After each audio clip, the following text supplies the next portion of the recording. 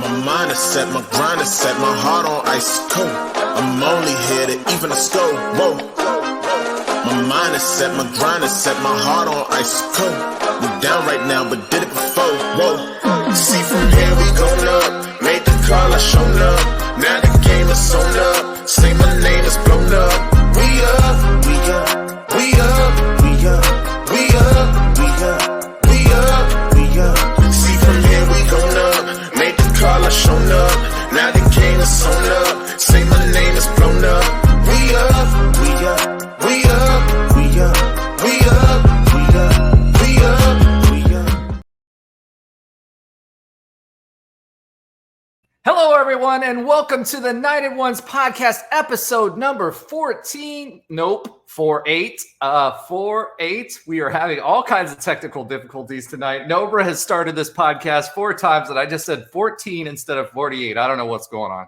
However, we are the only podcast that features a former UCF National Champion, a former UCF radio host, an ESPN analyst and hoops player, an infamous rapper, our resident influencer and IG star, shooting the breeze, talking UCF sports. And remember to like and follow us on YouTube, IG, X, all of the tings, and check out the 70-plus teams and conferences on the College Huddle. So we had a rough start tonight.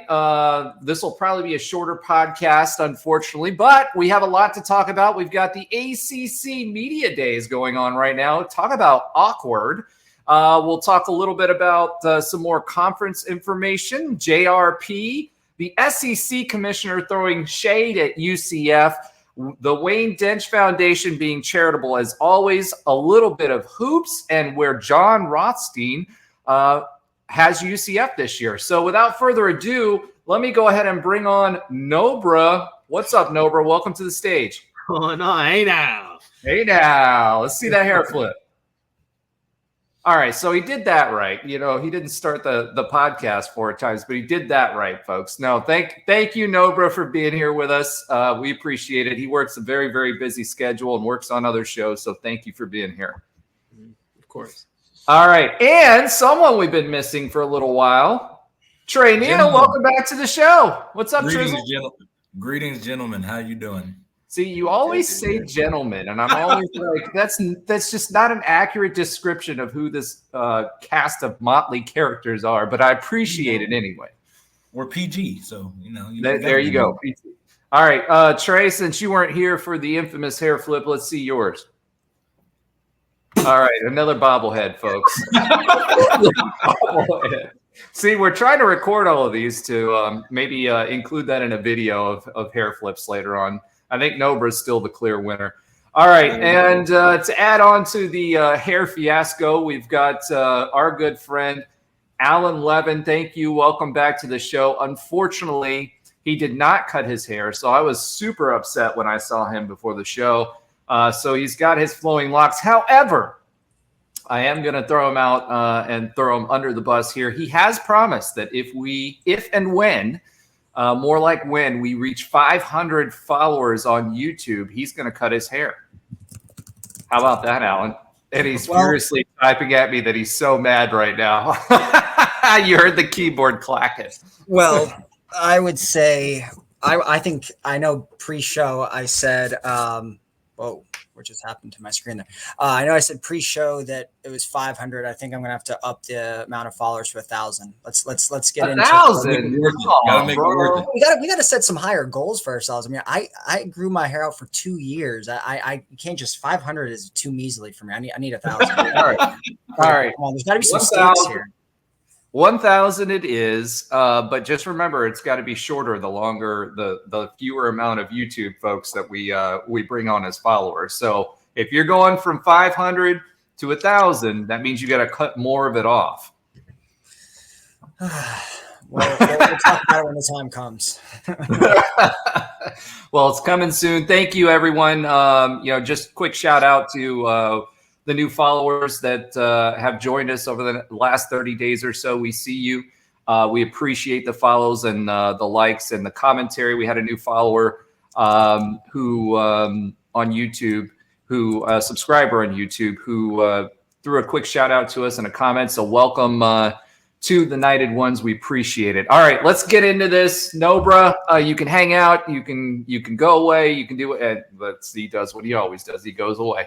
Josh Lazar, last but not least, but always last, unfortunately did not make it. He actually has exhausted his vocal cords, so we will not have our battle of the oxymoronic stats of the week versus Josh's funny facts of the week. So I think that's another point for Alan. So that's 2 more points for Alan in our great battle.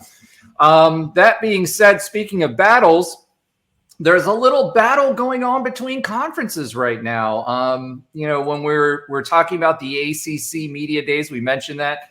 I actually have one of our fellow college huddlers, or cuddlers as we like to call them on here, who is at the Media Days and represents FSU. And the running joke was they were going to be shadow banned to the bathroom and without toilet paper. So it'll be really interesting to see what kind of access he gets. We'll probably have him on at some point soon to kind of talk about his experiences there. But he will also be joining us on the Big Three, the new Big Three podcast that's coming down the pipeline that does not include Miami because they have not earned it yet. So excited to talk about that a little bit. But, the FSU Clemson drama, it's kind of interesting because you've got FSU on one hand being loud and boisterous. You've got Clemson on the other hand that's not. And by and large, Clemson fans are like, bring on the Big 12.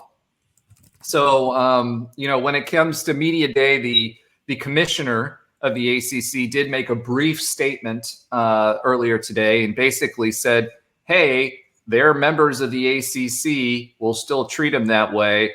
But we have a conflict, and he called it a conflict with 2 of our members without naming their names. So it's pretty interesting. He pretty much said, hey, they're still part of the conference. They're going to participate, but at the same time, he called it out. So I think he's big mad right now, and he should be because those 2 really hold the key to their media deals. And, when the 4 biggest earning viewers in the conference are FSU, Clemson, Miami, and you guys guess the 4th? North Carolina. North Carolina it is. So those are the 4 biggest earners TV-wise. North Carolina is not the number 1 either. So if they lose FSU and Clemson, that's going to be a big deal. And there's already a lot of infighting going on within the ACC. So it'll be interesting to see what comes out of the Media Days because I expect those stories to come out. Now, the ACC is going to keep it quiet, right, and try to. But unfortunately for the ACC, I think this may be the dam that breaks the ACC if FSU and Clemson get their way. So assuming that this happens, I'm going to ask you guys. It's going to happen. Well, it's a matter of when. All right. So the when, right? So we talked about last week how lucky UCF was to be in the Big 12 and to have Brett Yormark. I think he is angling for that for the Big Three, and I think the SEC and the PAC would be happy with that. I don't think they want to add anybody on or try to justify any more money right now without consolidation, because no matter what anyone says or thinks, that contract with the ACC is still there, and as long as they replace those brands, which they kind of already have with Calford and Shmoo, who bought themselves in, they've still got a valid contract for the next till 2036, I think, is what their contract runs through. So, ESPN is going to be stuck holding the bag where this is all about consolidation, and that's not going to be able to go away. And the ACC, they will not be able to get through the ACC contract until after that. So ESPN's got to have a way to monetize that after the fact. So if it all does happen, right, and FSU and Clemson come, the remaining teams, unless the Big Ten decides to help UNC out, which, if FSU and Clemson do leave, that might be a possibility. And if it is a possibility, then, UNC might leave and Virginia might leave. And then we really might have a conversation about the future of the ACC and the ESPN contract as it sits right now. However, ESPN is going to have to make sure that makes sense for them, which means that's pretty much the death knell for the ACC. If they do you think that all three conferences should go to 24? I mean, first, I think if Clemson and FSU leave, it's going to be an exodus like we just saw when USC and all of those guys left. It's gonna implode because those are kind of the heavyweights of that conference. Like you said, they kind of carry it, and then everybody else kind of, they feed off of it. So if they leave for greener pastures, that conference will probably be done within the year, I think. As far as going to 3 and 24, in my head, I've always said I think it's going to be 2. But you made a good point. Why would other teams want to take on these other teams and lower their income? Like, why would they do that without a consolidation? So I think it's possible to have 3. I think that would probably be the route, is 3 conferences of 24. Obviously, we're just talking football. And I think that's what we would try to hope for. Obviously, we try to get Clemson and FSU to come to the Big 12 to strengthen our conference. But we'll see. And I think if they don't, I think, again, North Carolina, there's a lot of good options, I think, that can help strengthen this conference, not only in football, but basketball too. So it'll be interesting. I think that's where they probably should go. I think 3 and 24 is the safest route. If they get aggressive, I think, which is what I think ultimately they do, is go to 2. But I think 3 and 24 is the safest, while also getting that upside of having 3 conferences in all the teams. So I think that's what they should. What do you think? Yeah, I mean, look, it's like Trey said. I mean, if those two teams leave, the conference is obviously going to implode. I mean, it's kind of exactly what I said on last week's pod. I mean, what them coming to our conference is going to give us a huge boost if that's what ends up happening. It also seems like that FSU seems to be getting more of the rumors coming to us over compared to the Clemson. It seems like FSU they're kind of, no one wants to take them right now. Seems like Clemson's getting more of the love from like the SEC potentially, but I know Florida State has what's the thing that the Big 10 schools have? AAU? Yeah, the AAU accreditation, right? Mm-hmm. So, yeah, I mean. Except Nebraska. Yeah, except for Nebraska. They had it, but then they lost it. Yeah, so I think for me, like, there's some serious considerations here, right? So let's think about it, from a strategic vision here and play this out. I don't think that the Big 10 or the SEC or ESPN and Fox want to go to 24. That doesn't allow them consolidation. They just end up paying more for the same teams, right? Yeah. So, the SEC right now is at 16, which means they would need to take 8 teams on. And I don't think there's 8 brands out there, especially with the Big 10 being there in the mix, that would make sense for them to take. So those folks that are out there telling you 3 and 24, I don't think that's the case, right? I think that from a consolidation standpoint, for it to make financial sense, I do think there will be 3. I think this gives them the path. You just can't shut down multi-million-dollar contracts and ages of those contracts to get there. And I don't think they want to move that fast. I don't think they want that much disruption in the sport, especially with everything else that's going on right now. There's a new lawsuit, that just got dropped. They're trying to figure out a new way of governance, that the Big 12 will be included in that upper tier of governance. They're trying to implement this new rule from this other lawsuit that's happened. That's a lot going on for what's effectively, the CEOs of these major corporations, because that's really what conferences are. I mean, we think about it as, the Big 12 as a conference, but Brett Yormark's job is to look out for the Big 12, not for UCF or any individual school, right? Same way for, the ACC, et cetera. I do think that, FSU and Clemson have a shot. Not right now with the SEC and Big Ten. I don't think either one of them want to expand, but if either of those two schools leave and the Big 12 picks them up, I think the Big Ten will then go after Virginia and North Carolina. The problem for the SEC is who else would they pick up after that? You know what I mean? So there's not really anybody for them to pick up. So again, I don't see any way that we get to 24 teams apiece. The other part about this is what happens to the ACC. So let's say the ACC does fall apart. Right now we have 72 in that model, that 12x3, that would be 72 teams. So basically you're reshuffling the deck of the power teams from before, right?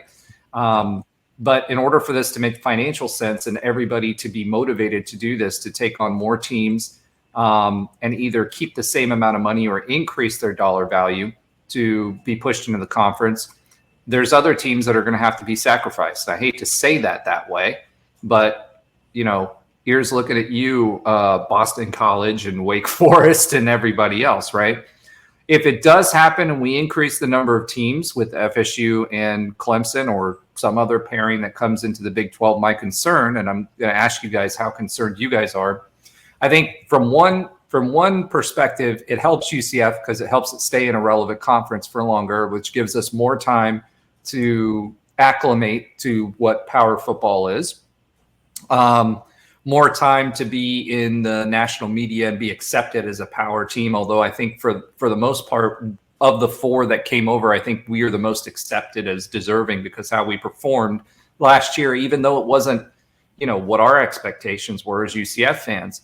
So, but it does create a little bit of a conundrum. I think it does clear some playoff money that can be distributed back to the Big 12, and the SEC and the Big 10 will want a chunk of that. And if FSU and Clemson were to come, then the next time they renegotiate the amount, because remember this playoff deal was only 4 or 5 years. When they do that, then what ends up happening is if they try to go back and say, okay, well, look at the number of championships or BCS appearances or playoff appearances, right, within that span, and that's how they calculated it last time. We get FSU and Clemson, which has done really, really well within the past 10 years. You know what I mean? For UCF, though, it brings in more competition for that championship game and ultimately that auto bid into the playoff, right? So it'll be interesting how those dynamics work out. I think in UCF's case, it works in our favor because we get two bigger brands and we get the brand equity that comes with that from the conference. I think it works in our favor because some of those lower teams will be pushed out. Although, I mean, if you look at it from that perspective, Cal and Stanford, two big names in college football with a lot of history, are already below UCF's brand by virtue of what happened to the Pac, right? So I think that gives us more time to build. However, UCF's going to have to build. I think the Big 12 will be the filter for that Big 2 that you were talking about. So we've got a good 10 years, and we've been talking about this before. Our goal should be to elevate beyond the Big 12 and should have our sights set on the SEC. That's really where we should be looking to try to get to. Whether that happens or not, who knows, but that's what we should be striving for, right? And being the top of this league. I do think being in a conference with FSU and Clemson makes that a little harder. From a recruiting perspective, I do think it helps us a little bit because now we can say, hey, we're on equal playing terms with FSU. I think it would be awesome to have FSU in our conference and have a rivalry game with them, even if they're just here for 5 years and we play them consistently. I think that would be great from a fan experience perspective. I think it'd be good for the program. I think it would also be good from TV numbers. It harkens back to those UF FSU games back in the day. So it's really, really interesting. I don't think we go to the 12x3 just simply because the whole point of this is to consolidate brands and kind of filter for whatever it's going to look like in the future and to buy time. And so I think it's an opportunity for UCF to separate ourselves. We've already kind of done that over a lot of the mediocre ACC brands. Now it's, can we elevate ourselves within the traditional Big 12 brands and whoever else comes in. So that'll be super interesting to see how that all turns out. What do you guys think about that? What did you say your concerns were? Sorry, though. Your main concern is just that the competition would be harder, basically, for a path to get to the playoff. Yeah, I think there would be it would be more difficult for UCF to get to. The more teams you enter into the mix, the more difficult it's going to be, and more chances you're going to have a good team that you're going to play against for that year. Especially when you're talking about FSU and Clemson, who have traditionally been really good. Clemson, under Dabo Swinney, has only had one season, I think, that was under 10, and I think it's only one season that they haven't been in the ACC championship game. So, you know, Clemson's a good program. You know what I mean? Right. So that's going to be tough competition. Now, does that give us the opportunity, if it's us, Clemson, and FSU fighting for the two spots in the championship every year? Yeah, that'd be great for us if we're looked at the same level as FSU and Clemson, right? And being able to play at that level, even if we don't win.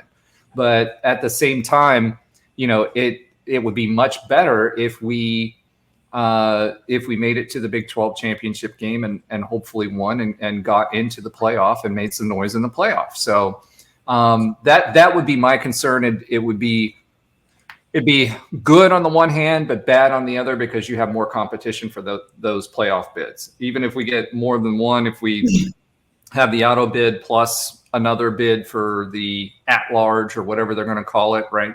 I think if we added Clemson and FSU, I think our at-large bid goes up.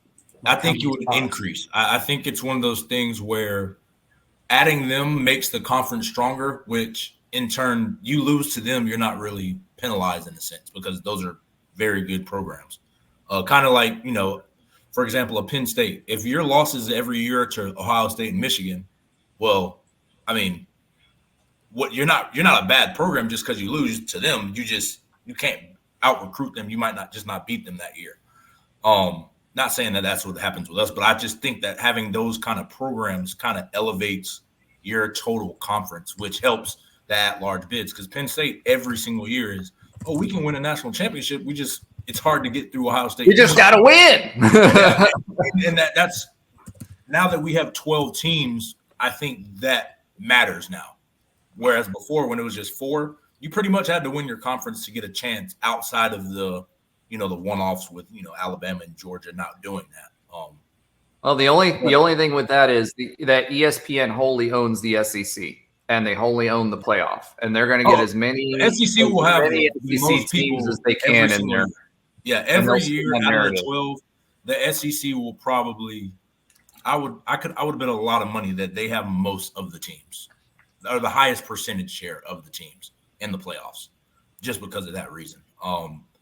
But I think instead of us maybe just having one, in a sense, like as it currently is, I could see maybe our Big 12 champion, and depending on that runner-up team, how their season goes, maybe they get an at-large bid. You add in a Clemson and FSU, I think you could possibly see three possible teams in that playoff, maybe 4, just depending on other outside factors. And I think that's what having them brings would be not only positive, but that's one of the good things it brings. It adds a potential spot. Now, adding those 2 takes away, and it makes our road harder. But that's what we want at UCF. We want to play those teams. We want to, if we go to FSU, we go to Clemson and beat them. That's what we want, and it makes us a reliable team. It makes us more credible. Just like when we beat all these, throughout history, we've beaten all these big time teams. Well, now we get to do that where, quote unquote, they care and it matters, and I think that helps when we can do that. That even makes our credibility even more. So I would like it if we could get them, just because, again, it'd be awesome to have those games, and it makes the conference stronger in general, especially if ultimately you want to keep it as a Big 3 and avoid a potential Big 2. Alan, what do you think? I mean, I feel like I'm on some levels, it a little bit kind of contradicts that conversation we had, a few weeks ago, where it's like, would it mean if you're going to be within the big boy conference in meaningful games, but you're going to be, 6-6 or 7-5 every year? We kind of all agreed that in order to play for the top spot or to be in a relevant conference and not relegated to, Division II or whatever, we'd be okay with it. So yes, obviously there's the concern that it will be more difficult to win when you have two programs like Florida State and Clemson coming in that, historically win their conference every year. And that just adds to already some tough additions like Utah recently, and some of the schools that we've added in recently, and not to mention the leftovers from the conference that are still very formidable and win the conference quite often, whether it's TCU, Oklahoma State, or Kansas State, or whatever the case may be. But I think in this world that we live in now in college football, where conferences are getting eaten up, everything is getting consolidated. Like I think we discussed on last week's show that our commissioner is doing the right thing by going after them, and if you can get them, that's a big win, because we want to stay as relevant as possible. I mean, we've been kind of adding a bunch of decent, pretty decent programs over the past 2 years. Like the 8 schools that have been added, let's be honest, none of them are like premier blue blood programs in college football. What are you talking about? UCF's 27. Well, besides UCF. Win. I meant besides UCF, of course. So when you can add, Clemson and Florida State, 2 recent national title winners, that's a big thing. I think you got to kind of welcome the competition, because in my mind, like if we can't beat Florida State and Clemson in our own conference, hypothetically, we're probably not going to get that far in the playoff anyways, right? So unless the goal is just to make the first round every year and be okay with that and then get eliminated right off the bat. But if you can't beat Florida State and Clemson, then you're probably not going to beat whoever else as you advance along in the playoffs. So for me, I think those concerns, they exist, but I think the positives far outweigh it. And look, you got to be the best, you got to beat the best. So, oh my God, don't be the cows. Come on. Don't be the cows. I mean, not their stupid marketing slogan, but in general, like if you can't beat someone in your own conference, you're not going to be able to get to the national championship game and beat the team that's in there that did beat their conference, plus all the other conference champions in the path to get there. So I agree with you. My only concern is the timing, right? Because I do think we're on a path to whatever it's going to look like in the future. I think Fox and ESPN, I think they probably kind of like the fact that they can get the most number of brands consolidated as they can under a joint banner. So the SEC is owned by, ESPN. However, they have a part of the Big 12. I think that works for them because they have to pay less to have additional inventory. And the Big 10 has kind of parted out their deal as well. So everybody still gets to stay in and doesn't have to pay as much, and we still get to increase the sport, right? So ultimately, I think that might be a model that kind of sticks around. That being said, the concern for me is the timing of it. I would agree with you largely. I still agree with you, but I think I would agree more with you. And the concern and hesitation I have is that last year we learned a hard lesson, right? And that was we didn't have the depth to compete week in and week out. Our quarterback went down. RJ was hurt. We had a slew of other guys that were hurt throughout the season. It's rough, right? And so we said, okay, well, now we're going to rebuild our entire team based on the experiences that we've had this past year. So now, okay, we're in this building mode. We're in the building the brand, building the football program, and the team as far as the players are concerned to get them there, right, to be able to compete on that level.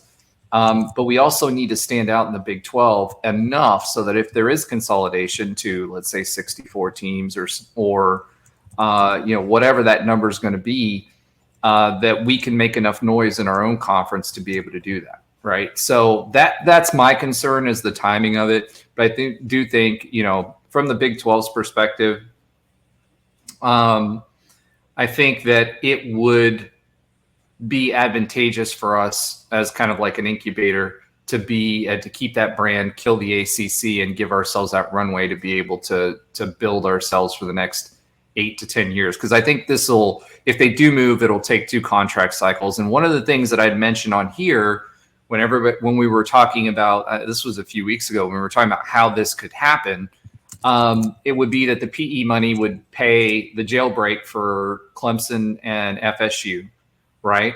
And they would then be added to the Big 12, but they would not get unequal revenue sharing once they came over. So they'd get the money to get out of the ACC. They may get a little bit of a bump in the short term to entice them over, but then they'd have to sign a longer term agreement, with the bet being that eliminating the ACC, or at least taking the teeth out of them for the next contract cycle, and also putting us in a position where we have consolidated those brands for our own contract, that we end up in a situation where that contract value is more. And that would make sense for PE. And like I said, then the number crunchers that are going to give this money, they're putting a bet on the Big 12 for a reason, because they're asking for 20% stakes. So their return on their investment is going to be how much that value is later on. So it has to be a play like that. And you heard Brett Yormark say that, yes, we're exploring PE, but it's got to be on our terms. So I think that's being negotiated, and I think that's ultimately the goal. But this week, there was reporting coming out saying that, yes, they're going to use the PE money to help Clemson and FSU. However, it will not be unequal revenue sharing afterwards. And I think that makes the most sense for everybody involved, to be honest. What do you guys think about that? Trey? I mean, it's going to be hard. I mean, I don't know all the nuance of, these kind of negotiations. I try to understand it from just program what they are. Granted, can Clemson and the SEC can Clemson and Florida State, do they have a potential offer to go to the SEC? I don't know. That's what I've always heard, just even when I was playing.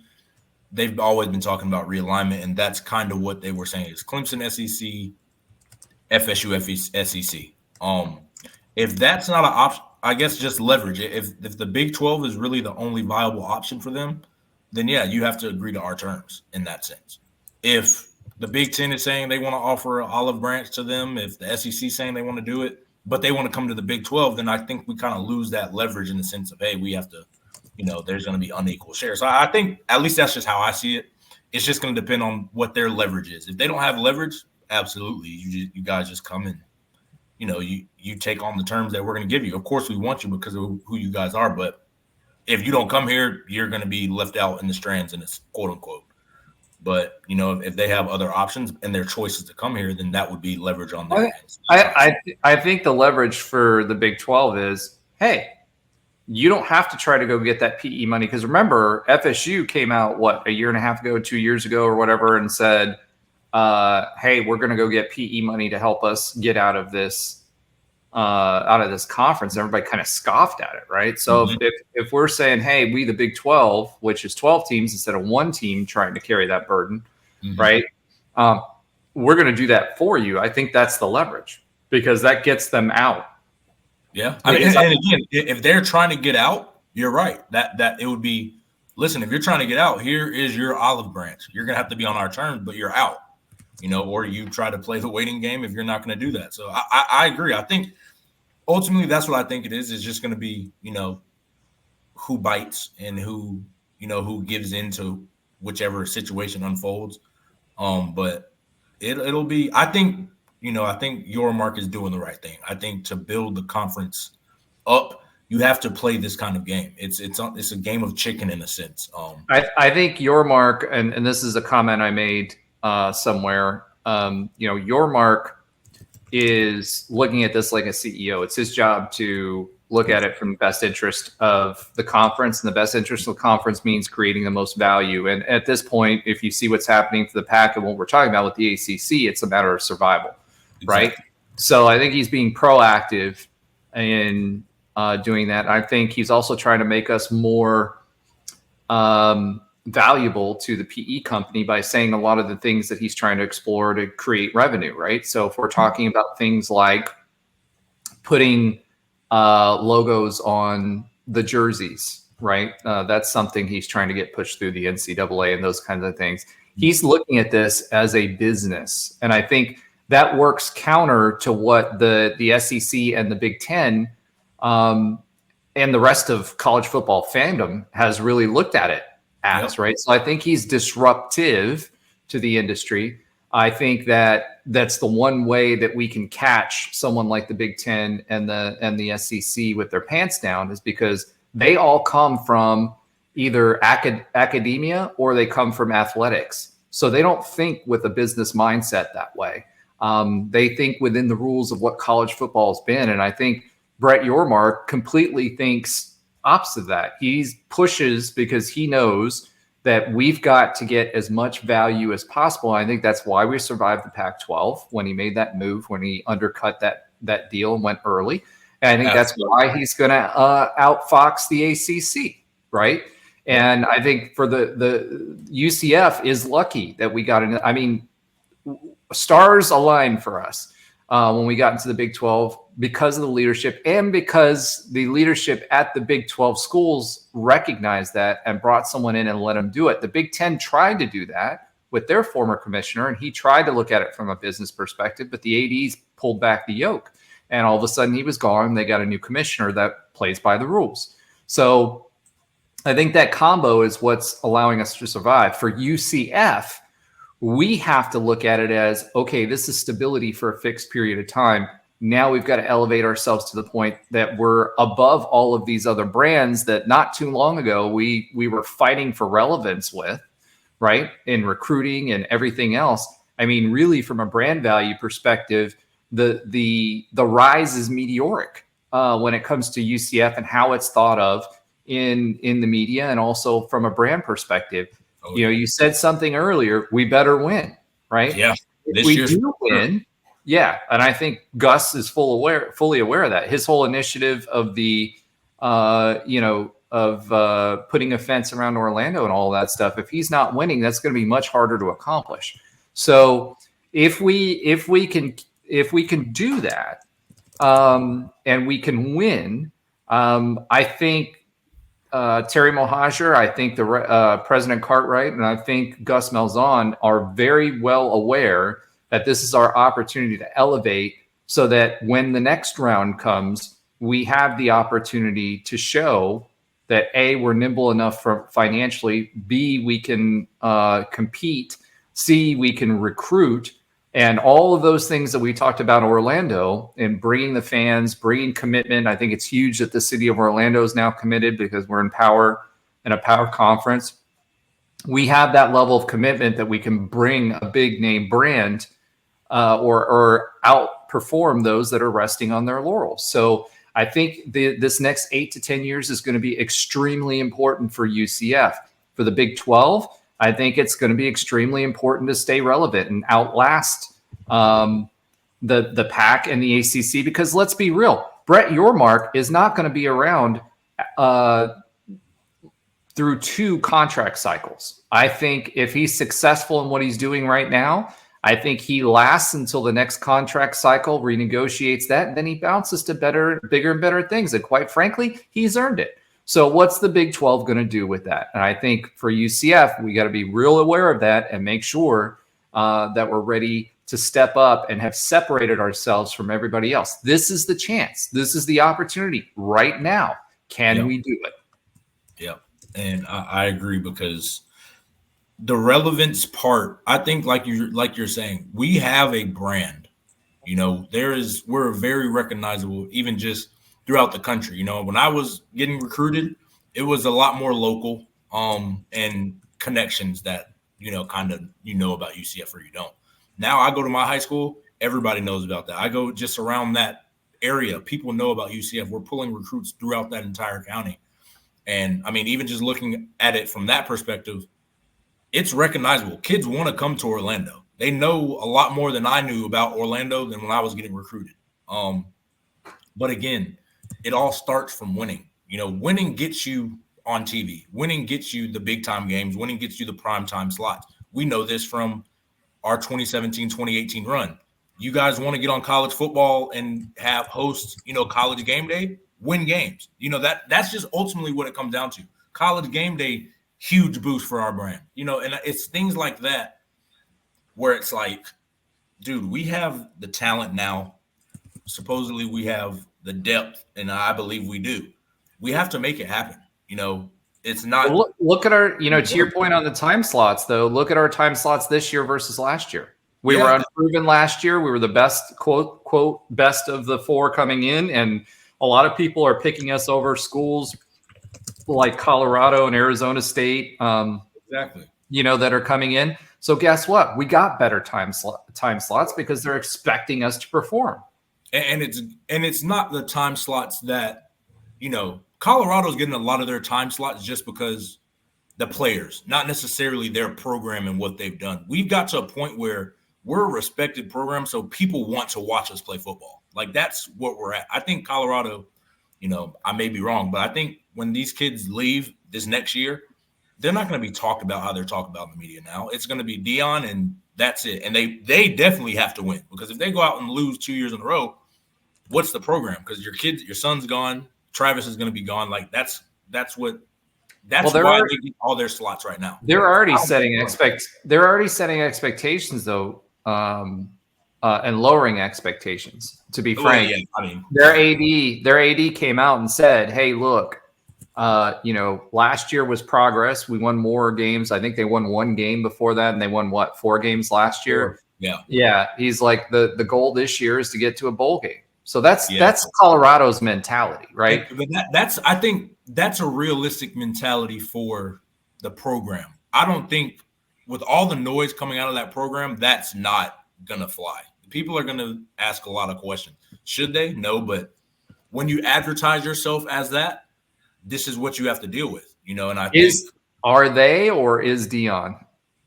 No, Deion is. I mean, Deion is, his son is, because they're great players, but the way their game, the way that they talk, it's like they should be contending for a Big 12 championship. That's what they think they should do because of them. I don't know if they're looking at their roster and thinking that. I don't think that that's realistic. But when you have those expectations as a player and as a coach that is outspoken, and granted, Deion he was a good player. I think he's a good coach. I don't know about some of his tactics are questionable. I don't know too much about it, but I just wouldn't go. I think he talks a lot about – I think he talks it up, and it's exciting, and it brings viewership. Deion does. But with that, you have to perform, which is why I think when you look at UCF, we've gotten to a point where in 2017, 2018 specifically, we did a lot of talking, but we backed it up on the field. We were out there winning games, and we weren't just winning games. We were blowing the doors off of teams because we're like, we should be regarded as a top team. We're doing everything these other top teams are doing. So I think we've gotten to that point now where we have that credibility where we can blow the doors off of very good teams. So I think that's why you're saying we could for 3 quarters last year. I think that's the frustrating part because and I think teams see that, like they see, holy smokes, UCF, this is their first year in the Big 12, and they're in here competing with these Big 12 blue bloods off rip, just off of pure talent, off of roster, not even depth. And I think people take notice of that. And then you come in this year. I think that's why it's a big. I mean, I've been saying this since December, January. This is a big year for UCF because all of the talent, it's year 4. We have the talent. We should have the depth by now.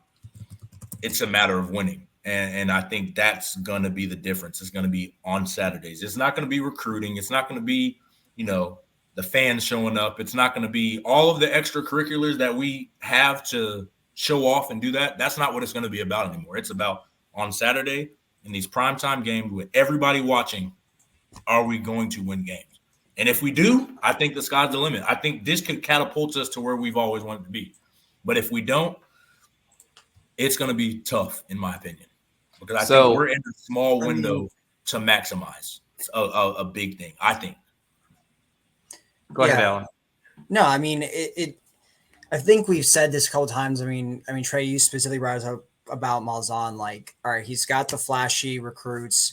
He continues to re-excite us every single year in the offseason, primarily because of it's like we get the best recruiting class of all time. Then we up that even more. And now we're doing that again this year for the 4th straight season. I believe we're going to have our best ever recruiting class as far as ranking goes.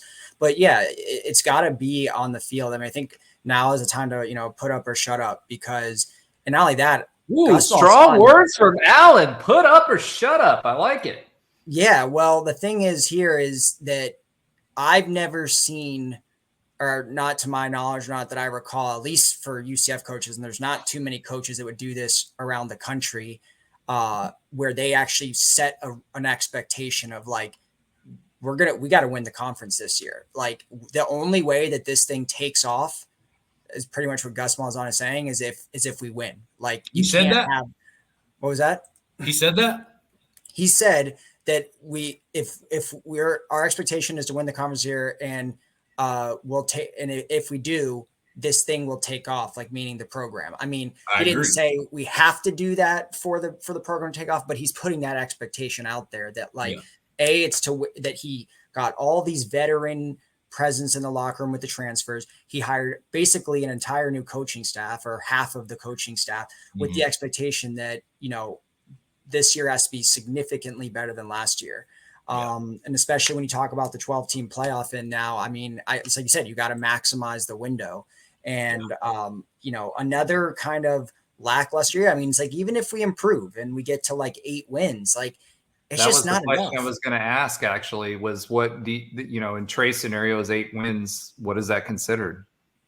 I think it makes us, it brings back the talk of what all the Auburn fans say. It's like Gus Malzahn will never have an atrocious type of year. He'll never have that O'Leary defeated kind of winless type of season and then go all over the place. He's like relatively consistent in like the 7 to 8 win range, but that's not like you need, like, it's almost sometimes better to kind of yin yang. I mean, it's nice. We've hit like a level of consistency. Like, there was interesting. The ESPN, when they did recently did a really good Big 12, their preview article. And the guy went in depth on the stats using the FPI stuff and all that.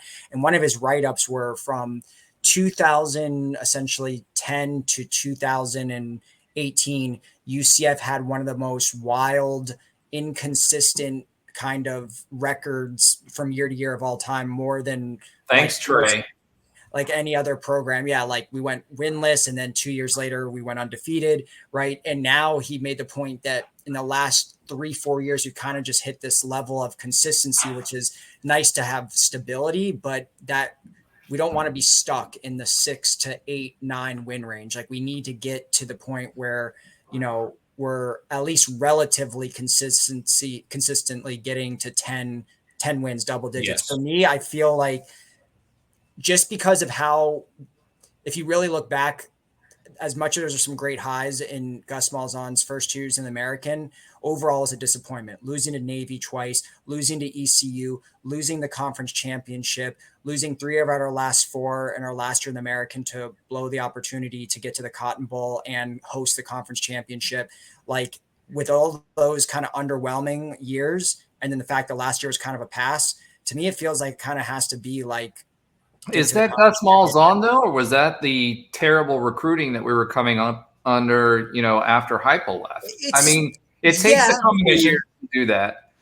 Agreed. He was left with a bunch of crap from Heupel, but he did bring in a lot of his own transfers because that was when the portal was just coming around. And granted, we weren't in the Big 12 yet, so they weren't as good as they were now. But now we're in year 4. Like these are all, there's no Heupel guys left, like maybe outside of a couple, right? So like it's now his roster.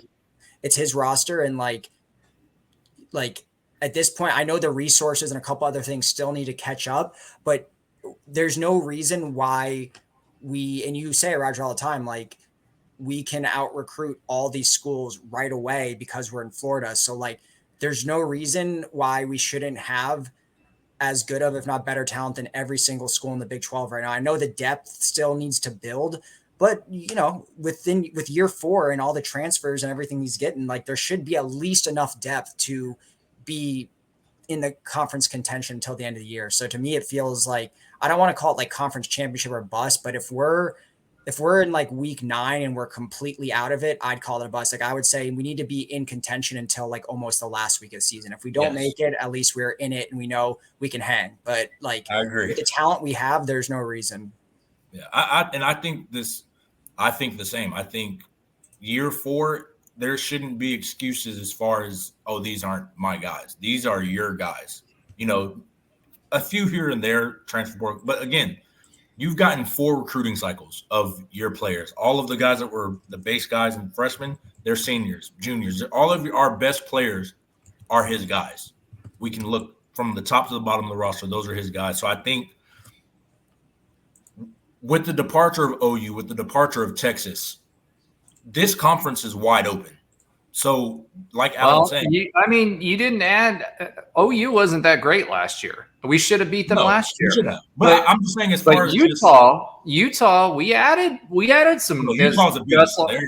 They're beasts. Gus likes to say some real teams. They're a real team. There are some real teams that were added, and a lot of people, myself included, are sleeping a little bit on Arizona, but they did really well last year and are bringing back most of their team. Yeah. And so they have a lot of beast quarterback and wide receiver room.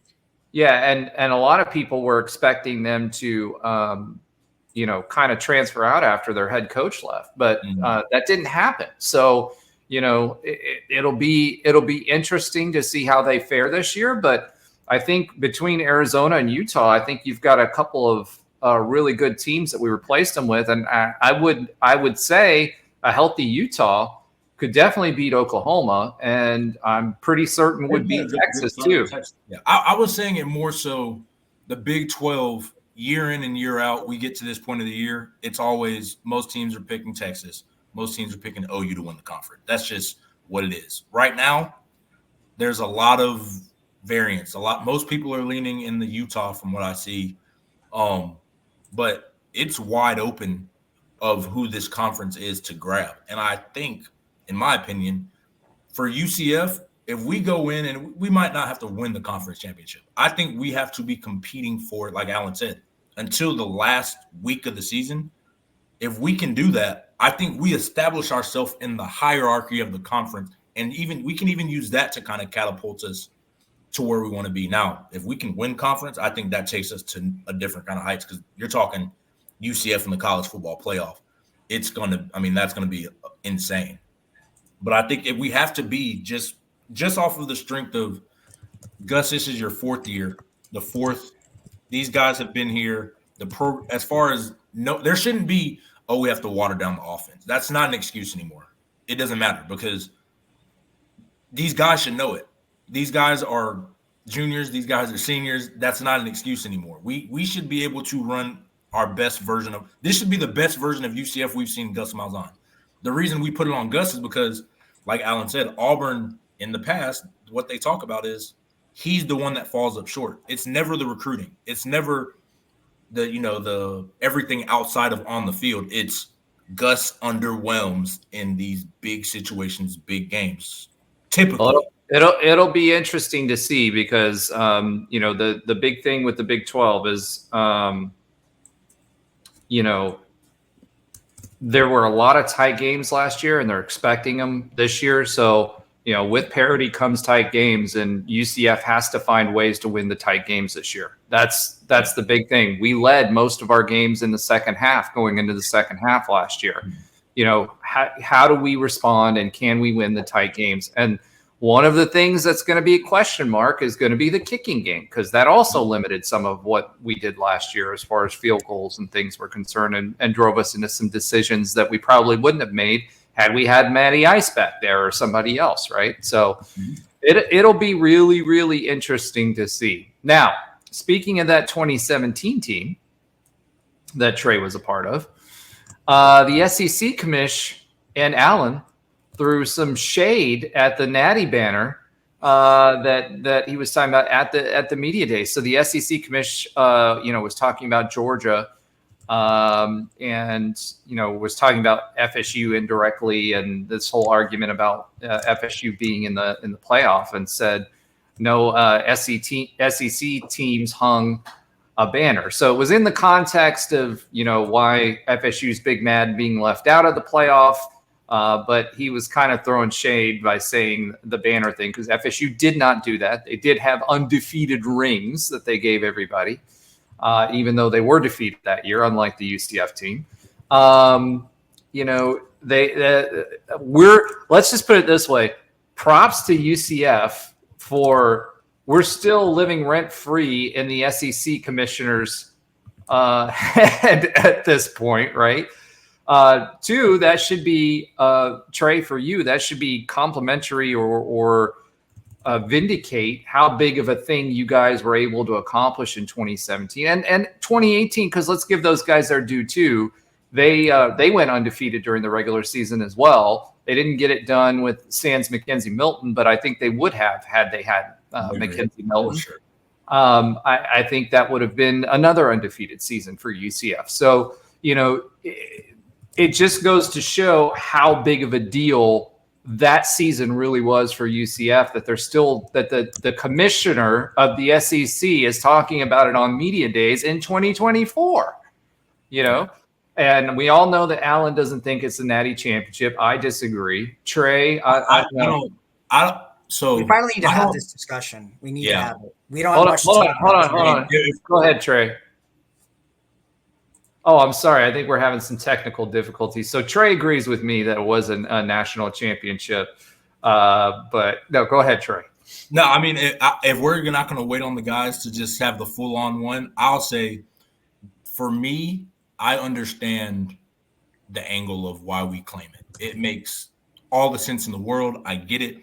Other teams have done it. And it's not wrong to do it. The reason I say, for me, is because when we went out to play Auburn, I didn't prepare in my head, I'm like, we're about to play for the national championship. That's not how I prepared for it. I didn't get butterflies. I didn't get. Well, hold on. So are you saying you saying you pulled an SEC team and said it just didn't matter as much because you guys weren't playing? No. It mattered everything. I mean, because we wanted to finish the goal. There were so many different, that was when Frost was leaving, so much turmoil just within as far as, why is Coach Frost leaving? We don't want to practice, but we do want to finish the season right. Things like that was just going in. We wanted to finish the season right, not only for the seniors, but just to kind of close that chapter because we knew it was going to end. And we didn't want it to end the way, he's going to Nebraska and just kind of dumps us off for that. We didn't want it to end that way. We wanted to close the book. He didn't either. He wanted to close the book, finish it, move on, and have a good thing. So we didn't think, at least I'm saying, I'll speak for myself.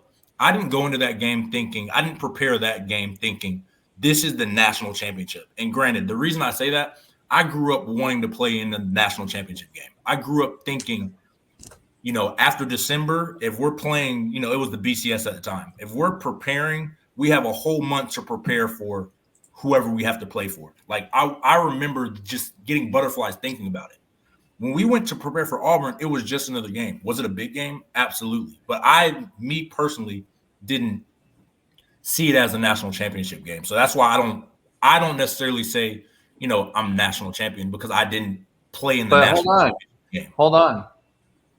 In the NCAA record books, oh yeah, you are a national champion. Yeah. It's a legitimate national championship. Yeah. And again, I don't disagree with any of that because technically, yes, we have a national championship. It's just me personally. I don't say, yeah, we won the national championship because we didn't play in the national championship. Did we have a national championship? Absolutely. Did we play in the national championship? We didn't. That's why I don't say it. But again, I don't. If people you didn't play in the Invitational. That wasn't a national championship. No matter what you say, as long as it was an invitational and it wasn't an opportunity for everybody and the best teams weren't put into But it's the always playoff, that's it's the not thing. going to be a championship. Always. But No, like, it's not. I mean, think about it this way. In today's environment, if you're in the Power 5, you get an auto bid. You don't even have to be undefeated. Because last year, FSU didn't. In today's Power 5.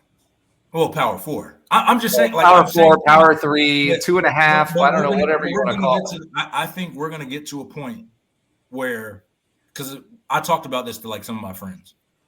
Liberty right now, I think they're going to go into this season ranked. They remind me a little bit of us, Liberty. If I looked at their schedule, they should beat everybody on their schedule. I find it very hard to believe the committee is going to put them as a top 12 team over a 10-2 SEC team, a 10-2 UCF team. And I think they will get hosed by that. And because ultimately it's not the G5 currently has a spot in the playoff now. That's just, I don't think they're going, like, I think it's because at They the end of the day, guaranteed spot. it's revenue. It's revenue. At the end of the day, they want whatever game is going to get us the most money. All right, so let's compare here real quick, just for funsies. Okay, Liberty's playing Campbell, which we haven't played since we were D3. New Mexico State, UTEP, East Carolina, App State, FIU, Kennesaw State, Jax State, Middle Tennessee, UMass, Western Kentucky, and Sam Houston State. Okay, you can tell me what you want, but the AAC, when you guys played and went undefeated, was a heck of a lot better than that schedule. 1,000%. And they were a lot closer to the Power 5 at that time than what. I completely agree. I'm not disagreeing with you. I'm just saying, if you guys are telling me there's an automatic G5 bid, they're probably going to get it. Because I think they're going to start the season ranked. They will probably be the highest ranked G5 team. And you look they have the most money to throw around of all the G5 teams too. And then you look at that schedule. Do you think, say we go 10-2, and our only losses are to, we say, Utah and I don't know who's a tough opponent on our schedule right now? Arizona or West Virginia. Well, yeah. Okay. Kansas State. Do we have Kansas State this year? We don't. No, Kansas State. So say those are our only two losses. How would you feel if we missed the playoff and they let Liberty in, and we miss it just by that one slot? I don't know, but we have a common opponent this year. Sam Houston State, baby. It's an automatic. They're not getting it over us. I mean, no, I get it. I'm just saying in the sense of it doesn't feel right. Right. You know what I'm saying? Like, It doesn't feel right that they can just, quote unquote, walk into the playoff just because they played a weak schedule and they're the only G5 bid, even though they're not the most deserving team. That's why I was saying, like, it's still an imperfect system. It's an imperfect system. It's always going to be some semblance of it's messed up. It's always like that. And I think that just goes for in college. I don't think there's a perfect system in anything, even basketball. There's always teams that get left out that seem like they're deserving for whatever reason. Baseball, like there's just so many teams, you can't have a perfect system. So again, that's where I go to the point of the invitational. It's still an invitational. We just upped out how many invitations they send out. You know, now instead of the 4 invitations, you have automatic invitations and at-large invitations. You know, and I think they're still invitationals. You know, and I think that's where it's just, for me, we didn't prepare to play in the national championship. That's where, like, my differences are. I don't feel like we played the national championship, so I don't say we won the national championship. Can you say that we're national champs? Absolutely. I don't disagree with that because technically we are. But that's just my take on it. You know, I know plenty of guys feel the same way. Some people are far more, they don't like it. And then, like, they don't even like the rings that we got because they don't feel like that's what our season should stand for. And then I know some guys that are, you know, hell-bent on, or excuse me, very strongly. We're a clean show, Trey. We're not E for explicit. Yeah, they're very strongly bent on we're national champs. We deserve it. We were the best team, only undefeated team. I understand both points, and they make valid for both points. It's just me personally. We didn't play in a national championship game, so we couldn't have done it. That's just me. All right. Well, I'm still big man. Oh, go ahead, Alan, if you had a point. Sorry. Well, no, I mean, I don't know if this is the whole discussion because this could probably unravel into a couple hour long discussion. Yeah. It's like if you ever saw the movie Shallow Hal, and like, you know, heard of it but never watched it. Then this point is never mind. Then I'll just start from a different point. Then it's always bad to go with movie references because 3/4 of the audience may not have seen the reference. So yeah, like it just, as much as the system was unfair, like that's the side like, to me, the genius of Danny White was a marketing move that made, and someone that's in marketing, that made everyone talk about us, whether it was negative or positive. There's people like we always bring up now, like when you see a tweet about it or whatever, we just saw the SEC commissioner reference it. Like we are always able to say, hey, we live rent free in their head, even 6 years later, 5 years later, whatever. So it was a genius move, but like that doesn't mean we were the main national champion. Like, sure, we can call ourselves a national champion, but I'm sorry, like the feeling that I got, there's no way that's not going to be surpassed by, you're going to disagree, like with a real national champion. It's just not. Like it was an amazing, like going undefeated was awesome, but like if we did that same thing and beat Alabama in that invitational, I'm sorry, I just would have felt better. Like I feel like most people can reasonably agree with that. Well, we probably would have. We just never got the feeling. I agree. It's a feeling. I'm with you, Alan. It's a feeling. There's a different feeling. When we won the Peach Bowl, was it amazing? Absolutely. I could not imagine if that was the national championship game. Like, I can't imagine it. Like, that feeling would have been times a billion because that's what you dream of as a kid playing college football. You dream to play in the national championship and win that game.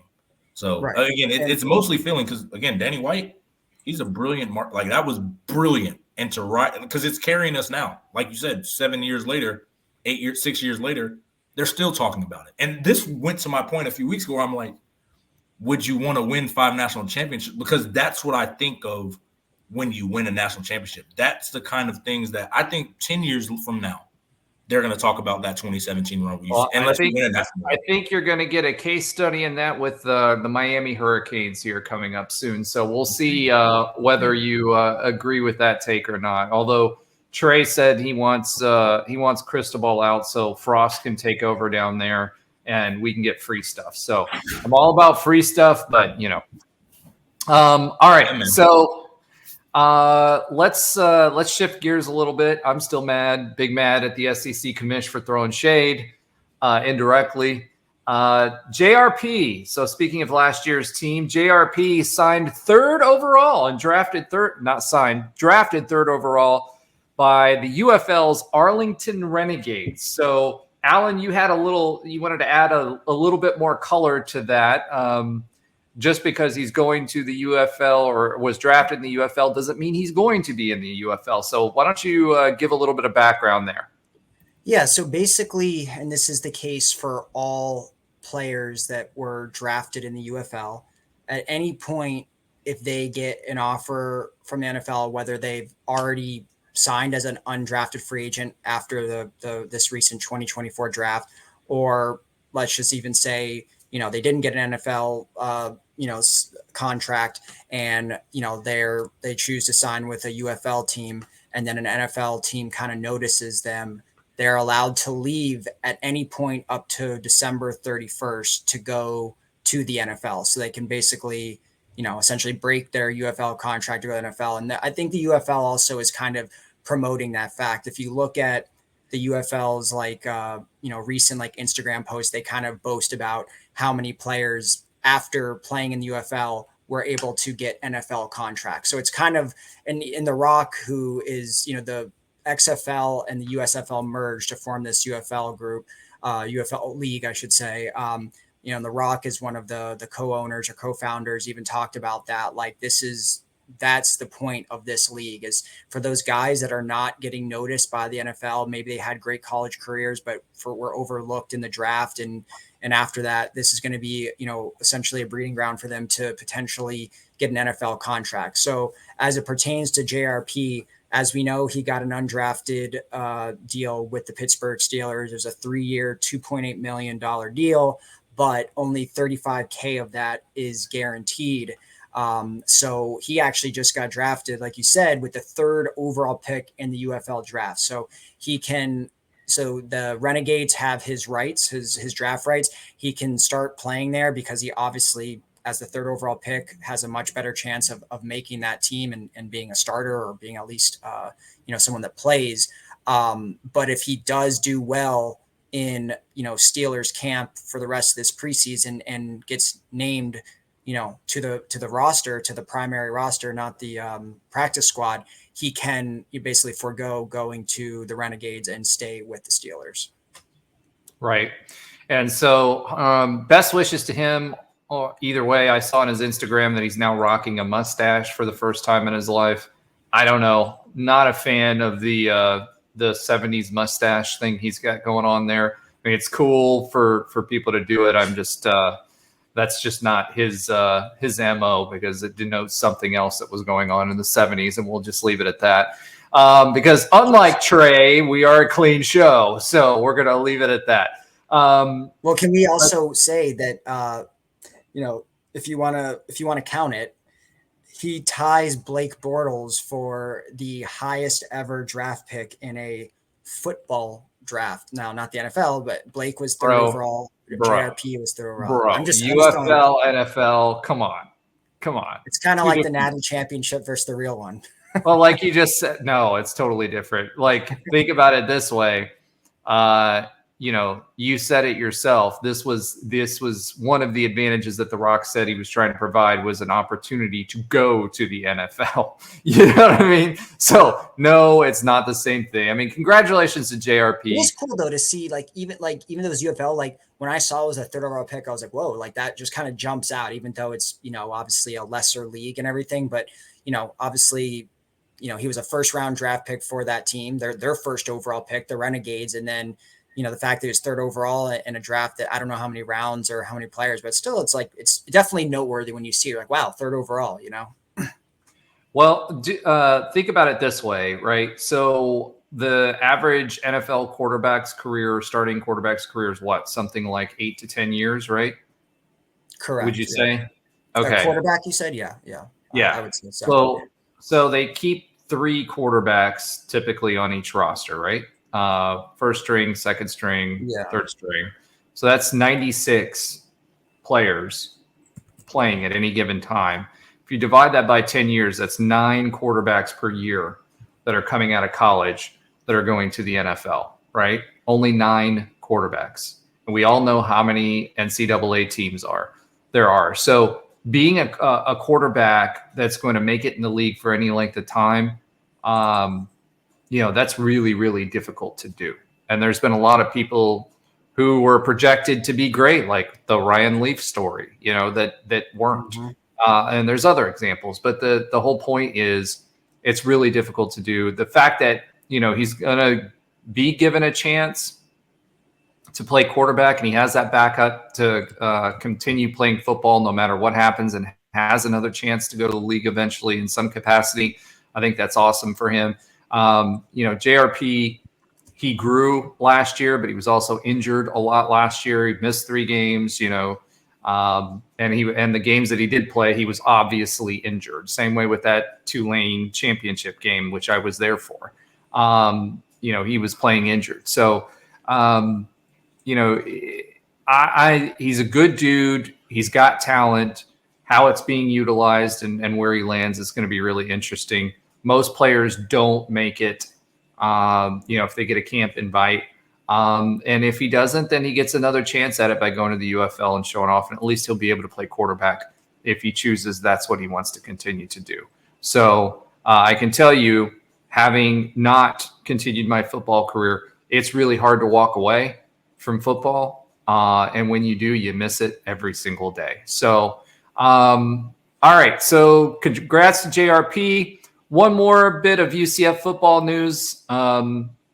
Just so that we've got it out there. We recently this week got another $2.5 million donation from the Wayne Dench Trust.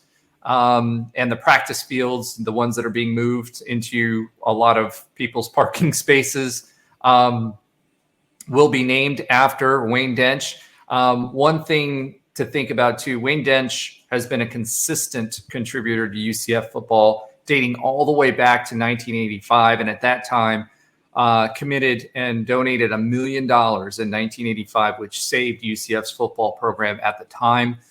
He then donated another $2.5 million in 2002, which is why we had the Wayne Dench facility on campus that we've all known for so long, or affectionately known the Dench, and now stepped up with more. He's contributed, and his trust has contributed at other times that weren't such big name donations, but he's consistently been, and the foundation have consistently been contributors to UCF football, and we thank them for that. So huge shout out to the Wayne Dench Foundation, and another step forwards towards the rest, not just the tower, but everything else that's going into the football facility, including the Lazy River, aka Recovery Cove, aka whatever else you want to insert there.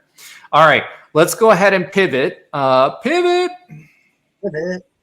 Okay, Alan's on delay. To UCF football. John Rothstein came out recently, or Stein came out recently and provided his initial rankings for the Big 12 this year. UCF checks in at number 11. His projected starting five for UCF is Darius Johnson at guard, Jalen Sellers at guard, Mikey Williams at guard, which is interesting. Mikey Williams, by the way, should be joining UCF in the next couple of weeks. His legal situation should be resolved, and he can actually sign on campus. He's been on campus. He's been practicing, but he could not be part of the team until those legal issues were resolved. Forward Keyshawn Hall and center Mustafa Tiem, that five-star recruit that came in and reclassified early off the bench. And this is what's really, really interesting to me and exciting to me. We've talked about some of these guys, and we'll talk more as we go to basketball season. But on the bench, Dior Johnson, which is a huge name, another former five-star player. Benny Williams from Syracuse. Dallin Coleman, J.J. Taylor, Jordan Ivy Curry, again, big name. Rokas Jokas, I don't know how to say that yet. I'll have to get the UCF announcement guide. We haven't got the press guide yet to give us the pronunciation, but we'll say Josius or Jokas. I'm going to go with Rokas Jokas right now because it sounds better. Elijah Hulsewi, Cameron Simpson, Niels Machowski, and Tyler Hendricks. So a lot of big names, a lot of big name transfers, scoring a lot of points on there. And because of that, he also rated the key losses for each team this year. And for UCF, he listed a grand total of 0 key losses. And Alan was talking a little bit about this before the show, and he was surprised at that. So, Alan, why are you surprised that he listed no key losses this? Well, I know we got obviously like Sellers back and DJ, but I don't know. I just thought I remember just like we've talked about with Ben that isn't essentially we basically lost every player last year outside of the starting lineup, isn't it? I mean, because we know that obviously CJ Walker left. We lost Shamari Allen. I thought it was something. Yeah, but even so, I mean, that's still a loss. I mean, whether it's a graduation or a transfer, unless he was exclusively talking about transfers, which generally when you talk about departures, you talk about both transfers and graduates. And then didn't we lose our center as well?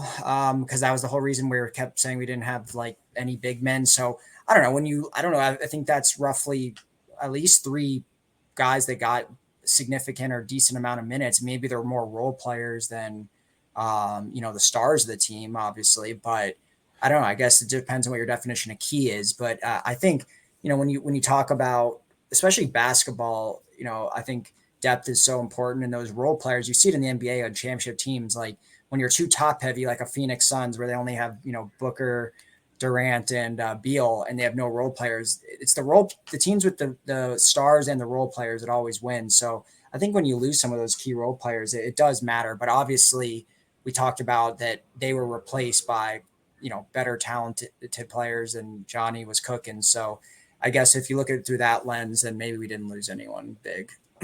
Yeah, I think that really sums it up, right? Is I think John was looking at it from a perspective that the people that we replace them with have, more points per game and on paper are better players than the outgoing players. Now, that says a lot because the team last year overperformed, did pretty well, and performed at a much higher level than we expected. So if that's the case, and there were no key losses off of that team, and these guys are that much better, which on paper they should be, that should mean that the expectations are higher than 11. One of the things that he also mentioned in the article was, again, this is a dark horse team. Both in our football and basketball, everybody's picking UCF as the dark horse. And I think everybody's kind of expecting UCF to be better. But with this being a new team being thrown together, I think there's some hesitation there, and it could go either way.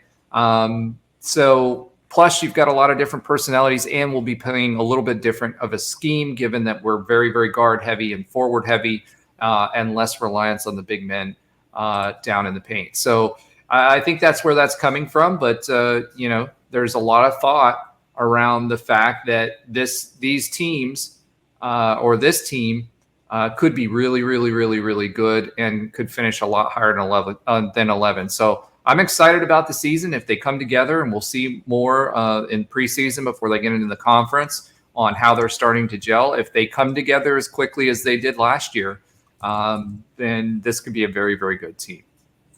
No doubt. No doubt. All right. Alan, we mentioned earlier that we have no Josh Lazar this week. And if you notice, Trey is no longer talking because he would be screaming at the top of his lungs how this is an Elite Eight team. He's made that prediction for quite a while now. I'm not sure I agree with that. I think we'll be good. I think we'll be an NCAA team, but I don't know about an Elite Eight team. Do you have any shots to fire at Josh for your oxymoronic stat of the week, or no? No oxymoronic stat this week. As we get closer to the season, we start doing previews. I know we're going to get into positional previews, offense, defense, special teams. I'll definitely have some good stats when we get to that. We're almost there, guys. We're 6 days away from being a month out. Exactly. 6 days away from being a month out. That's one heck of a way to put it, Alan. Or how about this? We are 9 days away from being able to say UCF football is this month. Yeah. Okay. We'll go with that. Camp's starting soon, folks. Let's go with that. But yeah, we're getting closer, and you're right, Alan. We're a little over 5 weeks away. So it's getting here, and we've got Alan's grasping at straws. That's right, Nover. We're close.